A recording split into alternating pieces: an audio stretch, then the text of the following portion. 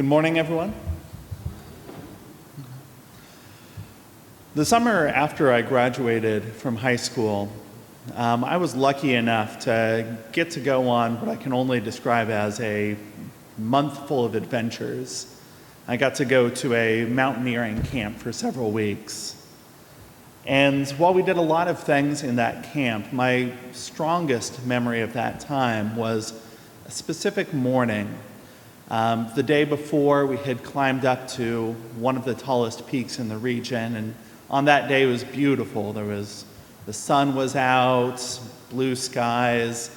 It's one of those days where even though you're walking through snow, everything feels warm and cozy, and it was a great day. But the next morning, everything had changed. The clouds had rolled in, dark, gray, menacing. The wind was howling. As we walked, just every single crevice and seam in our waterproof gear, the wind would find a way to make its way in, soaking us, making us so cold, and just freezing snow or freezing rain against our face the entire time that we're hiking. And being a teenage boy with not a lot of responsibility, I had lost my gloves that day. And as I was walking down the mountain, holding against frozen rock to try to keep myself steady, I was as cold as I've ever been in my entire life. And when I say that I'm cold, I always struggle with that because I know people think, wow, Todd must have been really cold that day. And I'm here to say, no, I was colder than that. And now you're probably thinking, wow, he must have been really, really cold. No, I was colder than that. Now you're thinking, you must have been absolutely freezing. No, it was more than that. So I was really struggling to get down the mountain, mentally saying my goodbyes to some of my lesser fingers. And while I was doing this, one of the people on my team offered me a gift. She let me wear her gloves for a little while. She took off her gloves that she had responsibly packed, as she should have, and let me wear them for a few minutes, letting my hands warm up a little bit, letting me get the feeling back in and stop shivering for a little bit. I gave them back to her after a few minutes, and for the rest of the trip down the mountain, we just kept sharing back and forth. I'd wear them for a couple minutes, she'd wear them for a couple minutes. Sometimes we'd each be wearing one glove as we walked down the mountain. And stories like that happened a lot during that summer with that team. There was one night when we camped overnight in a mountain cave that was about the temperature of a refrigerator. And in the middle of the night, the rain started to seep in through the rocks and opened up a little waterfall directly over the sleeping bag of one of the guys in the camp. So suddenly, two teenage boys who had known each other for about 3 days at that point were spending the night cuddled together in one dry sleeping bag to keep warm through the night.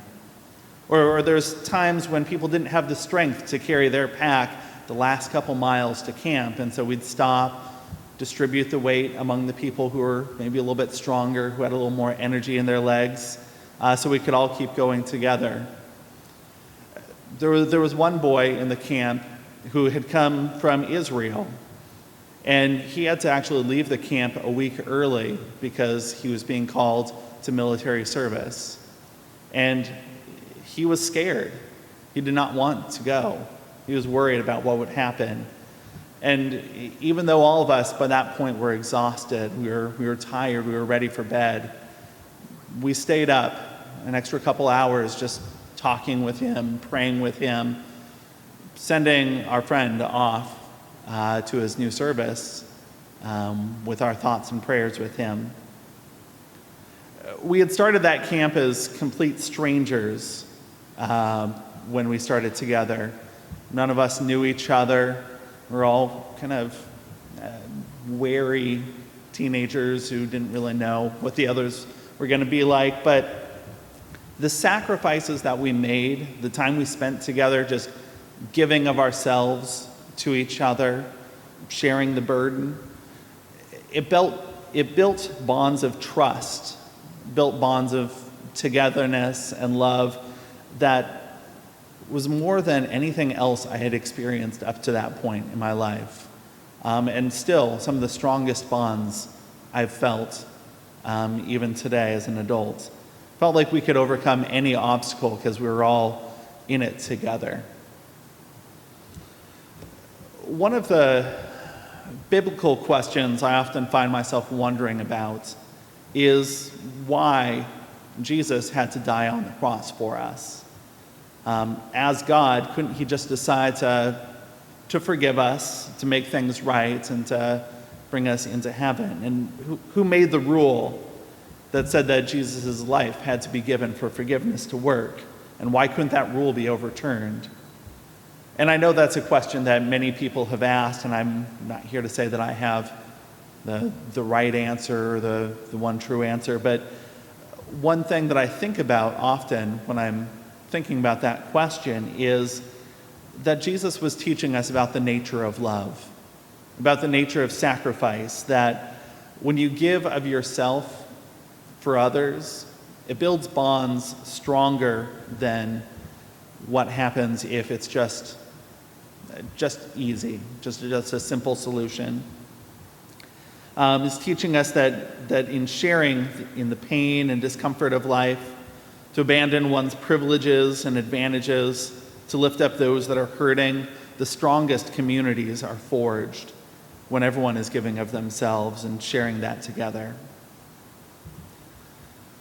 So I come up here this morning as the head of the stewardship committee, giving this sermon as the kickoff to our fall pledge campaign. In a few days, you'll be receiving your pledge cards and the stewardship packet. In a few weeks, we'll be asking folks to come up and make their pledges. But I always sometimes struggle with the words steward and pledge when it comes to this time of the year.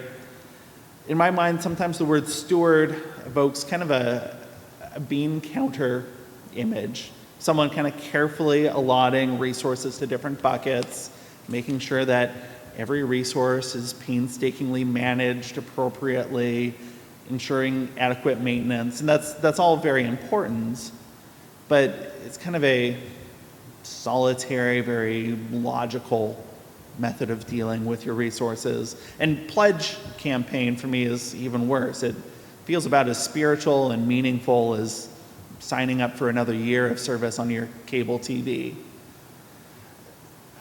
This time isn't about that for me. It's not about paying the bills for another year of church, although practically speaking, it is very much about that. But it's about taking those expenses, taking the work, taking the time that is needed to make this community strong, and dividing it up amongst ourselves to say, this is the part of the load that I can carry for the community. I can help in this way to keep the community strong. It's to say to the hurting person who's hurting maybe emotionally or physically and in need of pastoral care, I can help. I can help pay for the staff who will spend time with you. It's to say to the child who's learning about God and growing in their faith, I can help teach you. I can help make your rooms clean and bright and beautiful. I can help pay for your supplies. It's to say to those who are working tirelessly in the service of our community, I will pray for you. I will remember your work throughout the year. I will offer encouragement when you need it. We all come from different places. Some of us will be able to help with large financial gifts, some with a few dollars. Some will be able to give much of their time in service, others maybe a few minutes of prayer daily. But no matter where you're coming from, what you can give, what you can do, the bonds of community are forged through the sharing of those burdens together by all coming to do what we can to sacrifice for the greater good. The pledge campaign isn't about paying the bills. The pledge campaign is about the magic that happens when you say, you have cold hands, I have warm gloves. Let's get through this together.